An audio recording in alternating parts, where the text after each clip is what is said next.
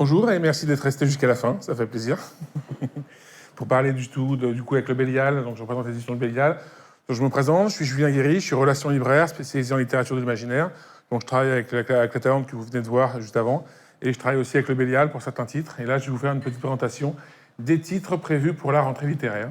Alors du coup, on va commencer par Greg Egan, La Cité des Permutants. Alors c'est pas du tout une nouveauté, c'est dans le travail de réédition du fond en fait du Bélial. Le Bélial a vraiment une importance sur son fond, et entre autres sur Greg Egan, qui est un auteur de... Alors, c'est l'art d'SF, c'est vraiment assez ardu parfois, mais ça reste un des pionniers de la science-fiction moderne, qui a vraiment lancé des mouvements importants, des nouvelles, c'est un très grand novelliste, et les éditions du Bélial ont l'ambition et l'intention d'avoir l'intégralité du cycle de Greg Egan.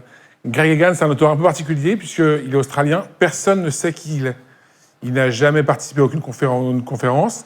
On sait que ce n'est pas un pseudonyme puisqu'il répond aux mails. Mais voilà, personne ne sait qui il est. Il ne veut pas avoir affaire au fandom, il ne veut pas avoir affaire au lecteur, il ne veut pas avoir affaire à tout ce monde-là.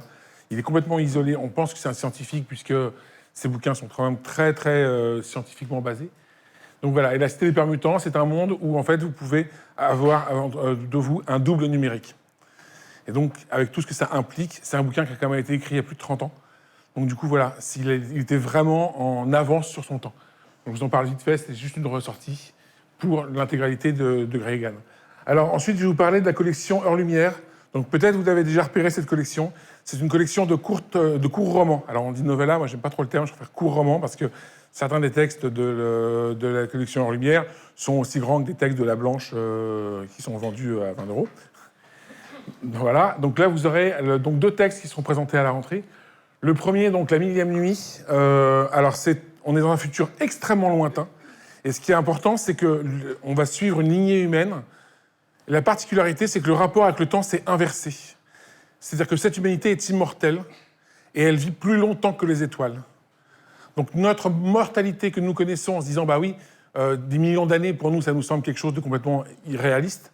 Cette humanité-là, cette lignée-là, elle a dépassé ce stade et peut manipuler les étoiles, peut se promener dans l'intégralité de la galaxie, et se retrouve pour 1000 nuits, une fois tous les 1 million d'années, se retrouvent tous ensemble pour se raconter leurs souvenirs et de ce qu'ils ont vu. Et on va suivre cette réunion jusqu'à la 1000e nuit.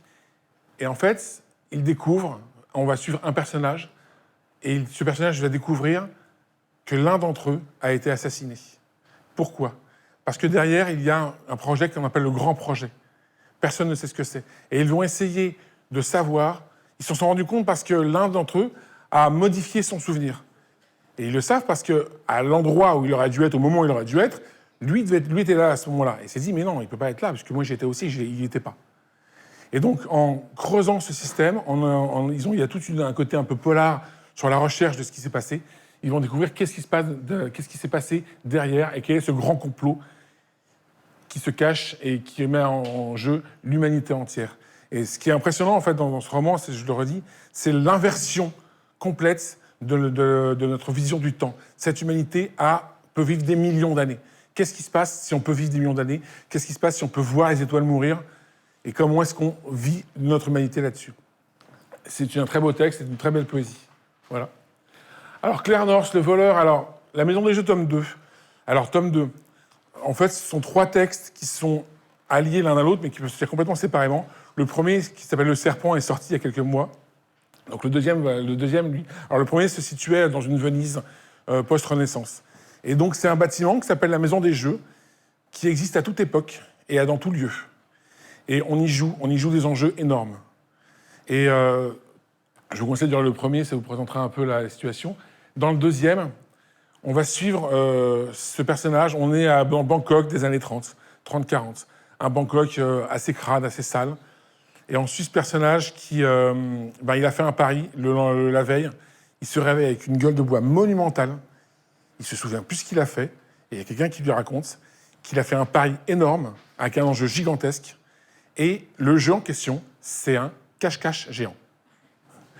Donc il doit se planquer le plus longtemps possible, avec aucun moyen. Il est dans cette ville-là, il n'a aucune ressource, puisque toutes ses ressources sont dans d'autres pays. Là, à Bangkok, il n'a aucune ressource, contre un adversaire qui lui les a toutes, qui a la police, qui a la justice, qui a l'armée, qui a les politiciens. Et il doit se planquer.